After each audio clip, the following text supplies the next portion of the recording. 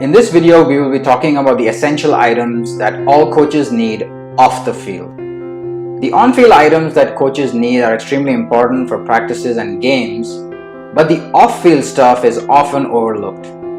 These are the things that help with planning, strategizing, and making sure that you're ready for the on-field portion of coaching. I have a feeling that you won't be able to guess what the number one essential item for all coaches is in this list.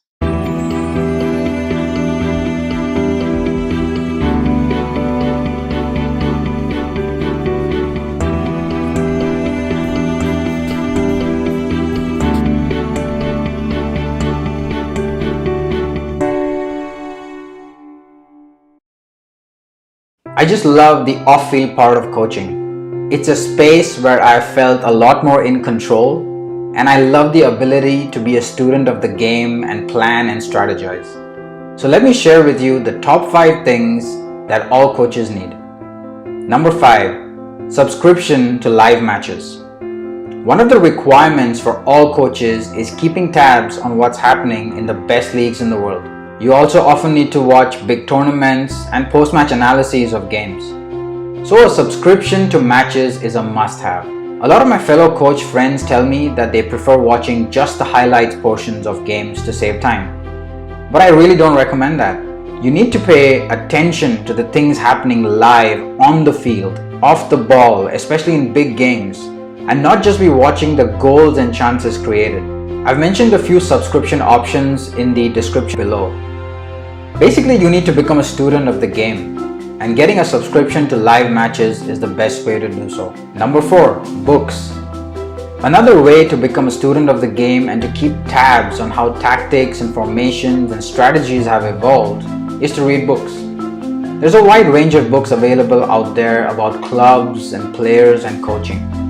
I've always been one of the first to read autobiographies by coaches, since that tells you a lot about how much goes on behind the scenes at a football club, how coaches think, how they plan practices, and how they really react to certain in-game situations.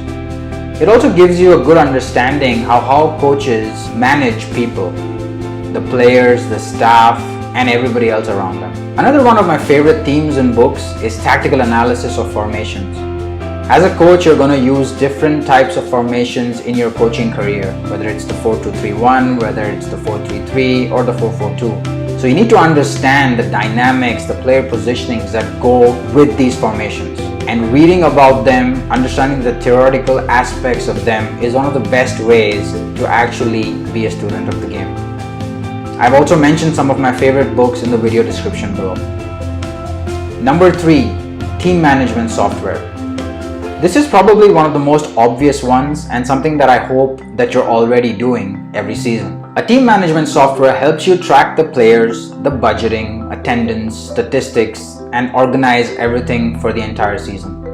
All your photos, reminders, and even invoicing can be done within the software, so it'll save you and the rest of the team a lot of time and effort. I would recommend getting a software that is compatible with a web browser and an app. I've often found myself scrambling at the last minute to check attendance or exact location of a game, so having the app definitely helps. I've personally used TeamSnap for majority of my time as a coach, and it's one of the best software out there. Before we go any further, please make sure you subscribe to Soccerspective for more engaging content like this. At number 2, we have the practice or tactics planner. All coaches need a pen and a paper the night before a practice to sketch out the training plan. This includes the drills, the equipment logistics, the breakdown of the session, and the zones of the field that need to be used. Now, instead of doing this on separate pieces of paper, why not get a practice planner? This is basically a binder or a leather folder that has pre-drawn fields and practice templates on it. Usually, it has a place to take notes as well. There are some amazing practice planners out there that can also be used as tactic boards during games. This will save you a lot of time and effort because all you have to do is gather your thoughts and drills in one place. And the number 1 item that you need as an off-field essential is your season organizer. Yes, the season organizer is the number 1 essential tool for all coaches. For those who don't know what a season organizer is, this is the plan you make right at the beginning of the season, even before your season starts. Once you receive the fixture list for all your league games, you plot them onto a calendar. Then you take all the available slots from your club for field availability and you put that onto the calendar. And then you start looking at the tournament schedule for different regions and different tournaments for that season, and try to figure out which tournaments your team will participate in and when. Once all of these things are in the same place, you need to start making some of your most important decisions. You need to start identifying which of your practices will be low intensity, which ones will be tactical sessions, which one will be purely team building and fun, and which ones will be high intensity. You want to make sure you have the right practices at the right time. Similarly, you want to make sure that you want to pick the right tournaments at the right time in the season as well. That's why a season planner is so important. Now comes the kicker. There isn't a one-size-fits-all season planner out there.